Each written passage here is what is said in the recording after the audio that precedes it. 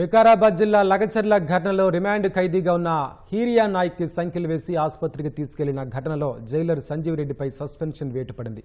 విధుల పట్ల నిర్లక్ష్యంగా వ్యవహరించినందుకుగా జైలు సూపరింటెండెంట్ సంతోష్ కుమార్ రాయ్ పైన శాఖాపరమైన చర్యలు తీసుకోవాలని జైలు శాఖ డీజీ సౌమ్య మిశ్రా సూచించారు. హీరియా నాయక్ కి ఛాతీ నొప్పి రావడంతో చేతికి సంఖ్యలు వేసి సంగారెడ్డి జిల్లా ప్రభుత్వ ఆసుపత్రికి తరలించారు. అది పెద్ద వివాదంగా మారింది. రైతు చేతులకు బేడీలు వేయడంపై ప్రతిపక్షాలు భగ్గుమన్నాయి. వెంటనే స్పందించిన ముఖ్యమంత్రి రేవంత్ రెడ్డి సంబంధిత అధికారులపై సమగ్ర విచారణ చేసి నివేదిక ఇవ్వాలని సూచించారు. వికారాబాద్ జిల్లా లగచర్లలో అధికారులపై దాడి కేసులో నిందితుడు రైతు హీరియా నాయక్ ను సంగారెడ్డి జైలు నుంచి సంకెళ్లతో ఆసుపత్రికి తరలించడం తీవ్ర విమర్శలకు దారితీసింది. ఛాతీలో నొప్పిగా ఉందని చెప్పడంతో ఎస్కార్ట్ పోలీసులు సంగారెడ్డి జిల్లా ఆసుపత్రికి తరలించారు. ఆ సమయంలో ఆయనకు సంకెళ్లు వేసి ఉండడం సామాజిక మాధ్యమాల్లో విస్తృతంగా ప్రచారమైంది. ఈ ఉదంతాన్ని ముఖ్యమంత్రి రేవంత్ రెడ్డి తీవ్రంగా పరిగణించారు. ఘటనపై ఆరా తీసిన ఆయన రైతుకు సంకెళ్లు వేసి తీసుకెళ్లాల్సిన అవసరం ఏమొచ్చిందని ఆగ్రహం వ్యక్తం చేశారు. ప్రజాప్రభుత్వం ఇలాంటి చర్యల్ని సహించదని హెచ్చరించారు. హీరియా నాయక్ కు ఆరోగ్య పరీక్షల అనంతరం ఇబ్బందేమీ లేదని వైద్యులు చెప్పడంతో తిరిగి జైలుకు తీసుకెళ్లారు. గురువారం ఉదయం మళ్లీ ఛాతీలో నొప్పిగా ఉందని చెప్పడంతో మరోసారి జిల్లా ఆసుపత్రికి తరలించారు. 2D ఎకో, ఈసీజీ తదితర పరీక్షలు నిర్వహించారు. ఆ సమయంలోనూ ఆయన చేతికి సంకెళ్లు వేసి ఉండడం విమర్శలకు దారితీసింది. మెరుగైన వైద్యం కోసం హైదరాబాద్ నిమ్స్ కు తరలించారు. ఆరోగ్య పరిస్థితి నిలకడగా ఉందని డాక్టర్లు చెప్పారు. ఆయనకు 2 ఏళ్ల క్రితం గుండెపోటు వచ్చిందన్న విషయం ఆలస్యంగా తెలిసిందని, లేదంటే మరింత అప్రమత్తమయ్యేవారమని కారాగారం పర్యవేక్షకుడు సంతోష్ రాయ్ అన్నారు.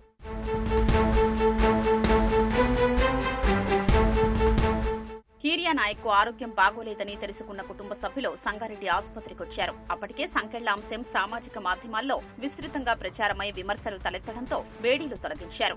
రైతులపై పెట్టిన కేసులు ఎత్తివేయాలని హీరియా నాయక్ తరపు న్యాయవాది డిమాండ్ చేశారు. తన కుమారుడికి ఏదైనా హాని జరిగితే ప్రభుత్వమే బాధ్యత వహించాలని రూప్లా నాయక్ అన్నారు.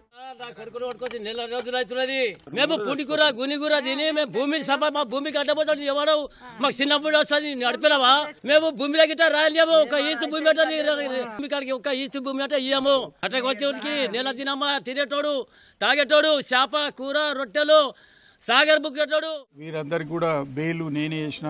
వాళ్ళ కౌన్సిల్ ని నేను మొత్తం 71 మంది ఉన్నారు. అందరికి కూడా మా దగ్గరకు వచ్చిన వాళ్ళందరికీ కూడా బెయిల్ కు వేసినాము. పోలీసు వాళ్ళు మాత్రం అతి ఉత్సాహం చూపించడం జరుగుతుంది. అక్కడైనా ఇక్కడైనా నెల నుంచి కనీసం బెయిల్ పిటిషన్ కూడా ఇట్లా మూవ్మెంట్ కానియకుండా తీసుకొచ్చి ఈ రోజు రైతులందరూ వాళ్ళ కుటుంబాల ఆడ ఊర్లో బాధపడుతుంటే హీరియా నాయక్ ఒక్కడే కాకుండా ఇంకా రాఘవేందర్ అనిట ఆయన, బసప్ప వాళ్ళందరూ కూడా ఒక ఆయనకు జ్వరం వచ్చింది, ఇంకొక ఆయనకు హార్ట్ అటాక్ వచ్చింది. ఈ విధంగా ఉన్నది. ఏం కాకుంటే రాత్రికి ఎందుకు తీసుకొస్తారు, మళ్ళీ ఇప్పుడు ఎందుకు తీసుకొస్తారు, ఇప్పుడు నిమ్స్కి ఎందుకు తీసుకుపోతారు? నెల అవుతుంది. అసలు వీళ్లకు ఏమి అసలు అడిగే నాదుడే లేకపోయిండు. కూడా ఆరోగ్యాలు బాగాలేవంటే కూడా పట్టించుకోవడం లేదు. కక్ష సాధింపు ఉంటే మీ ప్రతిపక్షాలతో మీరు ఎవరన్నా ఏమన్నా చేసుకోండి, కానీ రైతుల మీద చేయడం చాలా అన్యాయము. రిమాండ్ ఖైదీ హీరియా నాయక్ ను ఆసుపత్రికి తరలించేందుకు ఎస్కార్ట్ సిబ్బందిని పంపించాలంటూ సంగారెడ్డి జైలు సూపరింటెండెంట్ రాసిన లేఖలోని అంశాలు కలకలం రేపాయి. హీరియా నాయక్ పై వికారాబాద్ యూనిట్ లో కేసు నమోదవగా సైబరాబాద్ పోలీసులు ఎస్కార్ట్ పంపాలని కోరారు. ఆయనపై సైబరాబాద్ కమిషనరేట్ లోని బాలానగర్ ఠాణాలో 153/2024 క్రైమ్ నంబర్తో కేసు నమోదైనట్లు ఆ లేఖలో చూపారు. వాస్తవానికి ఆ కేసు ఓ రోడ్డు ప్రమాదానికి సంబంధించింది. ఆ కేసుతో హీరియా నాయక్ కు ఎలాంటి సంబంధమూ లేదు. ఎస్కార్ట్ కోసం పంపిన లేఖలో ఇన్ని తప్పులు ఎందుకు చోటు చేసుకున్నాయనేది అనుమానాస్పదంగా మారింది. ఈ విషయమై ఐజీ సత్యనారాయణ సంగారెడ్డికి వెళ్లి విచారించారు.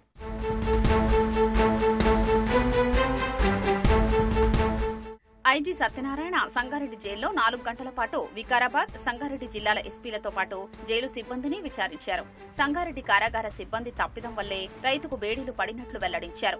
కేసులో ఏటుగా ఉన్న సురేష్ ఎవరితో మాట్లాడారనే విషయంపైన లోతుగా దర్యాప్తు చేస్తున్నామన్నారు. సంగారెడ్డి హాస్పిటల్లో 2D ఈకో చేసిన తర్వాత కూడా అబ్నార్మాలిటీస్ ఏమీ రికార్డ్ కాలేదు. నిమ్స్కి రిఫర్ చేయడం జరిగింది. నిమ్స్లో ప్రధానమైన టెస్టులన్నీ చేశారు. ఇప్పుడు అంతా స్టేబుల్గా ఉంది. హ్యాండ్ కప్స్ వేసిన విషయం దాని మీద వైరల్ అయింది. సో ఆ హ్యాండ్ కప్స్ సంబంధించింది ఎందుకు వేయాల్సి వచ్చింది, ఎవరు వేశారు అని తెలుసుకోవడానికి క్వైరీ మీద నేను రావడం జరిగింది. వికారాబాద్ పోలీసులు వచ్చుంటే అది లగచర్ల కేసు, ఆ సెన్సిటివిటీ అది అన్నీ ఉండేది. జనరల్గా సైబరాబాద్ అంటే డిఫరెంట్ కైండ్స్ ఆఫ్ కేసెస్ ఉంటాయి. చాలా చీటర్స్ అవన్నీ బోడంతమంది ఉంటారు. ఈ జైలు వాళ్ళు మేము బ్రీఫ్ చేసామని చెప్తున్నారు.